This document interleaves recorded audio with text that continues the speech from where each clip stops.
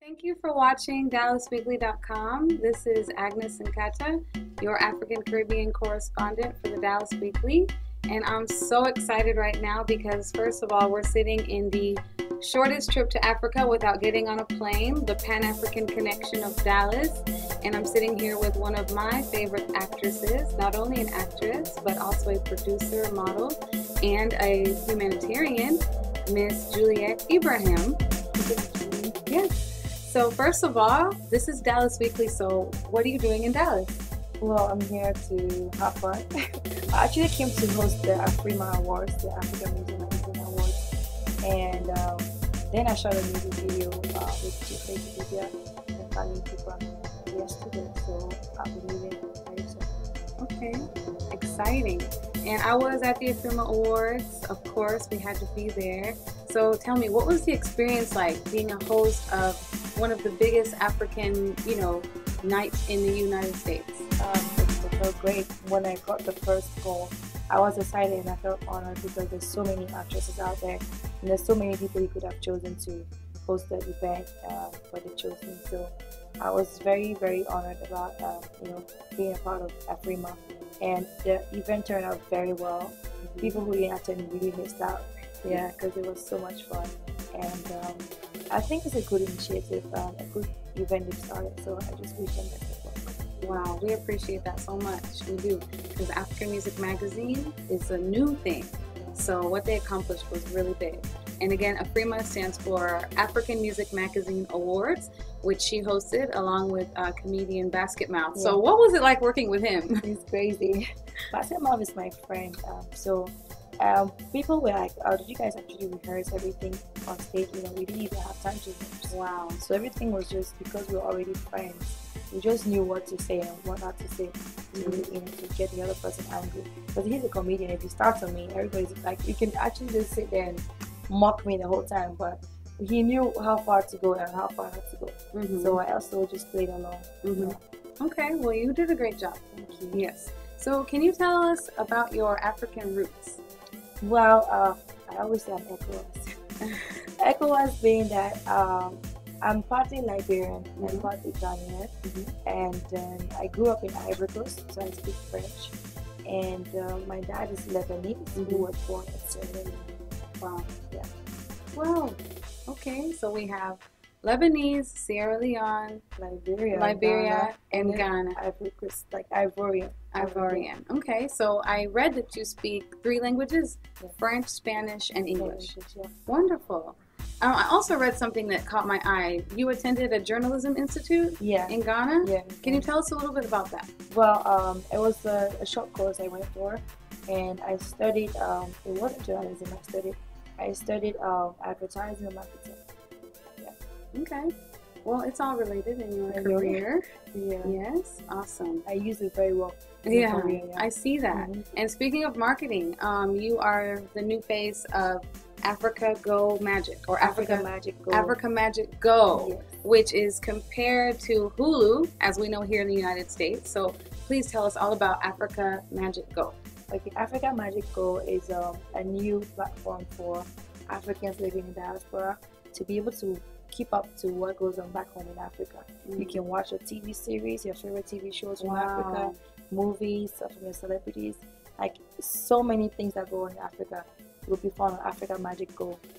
So it's just a way, an opportunity for people back here to be able to keep in touch with their roots back home. Wow. So it's not anything that is so difficult to go through. You just need to just go on the website africamagicgo.com, register online, and then you can watch any program you want to watch. Yeah. This is major. Yeah. So does this cover like all of Africa? You can find shows from everywhere? Yes, you can find shows from everywhere in Africa. Yeah. Wow, so I can even watch a Malawian show. Yes. This is so exciting, guys, and definitely I'm endorsing it. Visit www.africamagicgo.com and register today, because we're all about keeping close to our roots, never forgetting home. And that's what the Dallas Weekly is trying to do now with our new African Caribbean section. So thank you for sitting with us. And I'm noticing your shirt. Like I said, she's into humanitarian work, which is very important. So tell us about your foundation. My foundation is the Juliet Ibrahim Foundation, and it's about kidney cancer awareness in Africa. And we also help raise funds to help people living with kidney diseases and kidney failures in Ghana and Nigeria, because those are the two countries for now. So it was launched somewhere in 2010, and ever since then we've been carrying on pretty strong, but a little bit difficult because back home it's very hard to get people to support your cause because of the lack of knowledge, and then you have to like do everything on your own till they actually see you've done something worthwhile, then they come on board. So we are still hustling and trying to make sure that people see what a good cause we're trying to do, because what we do is we create awareness every now and then. We have like walk in the street where we tell people about kidneys and what they're used for, and then what to avoid to not have kidney failures or kidney diseases like smoking, high blood pressure, diabetes. Like if you're diabetic, go to the hospital. You have to constantly check your kidneys because you're prone to getting a kidney failure or disease along the line. If you're having high blood pressure, you may have to keep checking yourself. You may have to go on certain medications so that your kidney will not be affected. If you smoke, you can have a kidney cancer. And we do all of that campaign. We have flyers out there. We also try to go on. I use my public image to go out there on TVs every now and then and talk about it on radio. Just advise people like, okay, you need to check your kidneys every now and then to just know, because most of them out there in Africa cannot afford a dialysis treatment when they have a kidney failure. They end up just like giving up, and then they'll just die because a dialysis treatment costs $100 per treatment, and they have to do 3 times a week for the rest of their lives. That's if they don't have a donor for a kidney. And it's not everybody who can get a donor who will have a match of the kidney. So sometimes they have a donor, but then the kidneys don't match. So they have to go on living, paying $300 for a week for the rest of their lives. So it's like a burden I've put on myself since I launched the foundation. And everybody, I keep getting emails from Nigeria, from Togo, Liberia. People are like, oh, please help me. I need you to help me pay my bills for my dialysis treatment. But it's hard because I'm not getting like any sponsors at the moment. Like nobody's there willing to just help out these people. They see me as someone who is just having money saved somewhere, and I can just help them pay their bills off. It's a bit hard, but I'm getting there because my vision is not just to help them just pay the dialysis treatment, but to help stop it. Like maybe just have, at least if it's now 60%, just have like 10% of people having kidney failures in West Africa, because it's becoming rampant now. People just don't know. They're just very careless with themselves out there. And hopefully get to set up my own dialysis centers in Liberia, Sierra Leone, because they don't have any there at the moment. Yeah, and then Ghana, Nigeria, and then we can go on and on from there. Ashe. Yeah. Well, I wish you the best, and let us know how we can support. And can you tell our audience how they can support the foundation? Because I think that somebody in your position, with your popularity, definitely deserves the support with the humanitarian work. So we would like to help you with that. Thank you. Shout out how they can help. Okay, thanks. So if you want to help the NGO, all you can do is email us at info@julietibrahimfoundation.org, or you can visit the website www.julietibrahimfoundation.org, and there are a couple of phone numbers on there you can contact as well. Great. And we'll definitely have that link on www.dallasweekly.com, so look out for that in the African Caribbean section. So a little bit more on that, because it seems like it's so important to you. What are ways to prevent? Because you said you would like to see it go from 60% to 10%. So let's talk about prevention. Prevention is the lifestyle. The kidney diseases that we have in Ghana now, let's say, is mostly from lifestyle. Diabetes, hypertension, obesity, and all those things come up because people don't take care of what they eat. They don't take care of what they do. The kidney cancer, for instance, they smoke a lot. Most people be like, oh, we always, when we go out, we just want to smoke. So it's like a routine. And then we have smoking in the clubs, like it's legal, So we're trying to find ways. The government is trying to stop smoking in public places now, so that we have a little bit of limit to what people can inhale, because it affects you, the person sitting next to the one who's smoking. And then we have the food that they eat. And even some people don't even know what kidneys are about. I remember March 4th last year, we did a kidney walk on the streets, went to the market where the market ladies are. And these people were asking what is kidneys. They had no clue. Wow. Yeah, they had no clue. So we had to explain, my team and I had to explain what the kidneys were. So, oh, okay. And then they have to go to the hospital. And sometimes it'll be like, it costs so much to do the kidney test. So it's not like a normal test. And even the dialysis, if they have to go dialysis, the National Health Insurance doesn't cover that. It covers like normal malaria, normal pregnancy stuff. It doesn't cover a dialysis treatment. So they have to pay that much for dialysis. So my foundation is more of like, okay, trying to create awareness, trying to help maybe get the government to see where they can place dialysis treatment somewhere in the national health scheme. And, there's so much that I have outlined that I'm working towards. So I'm just hoping that it works out.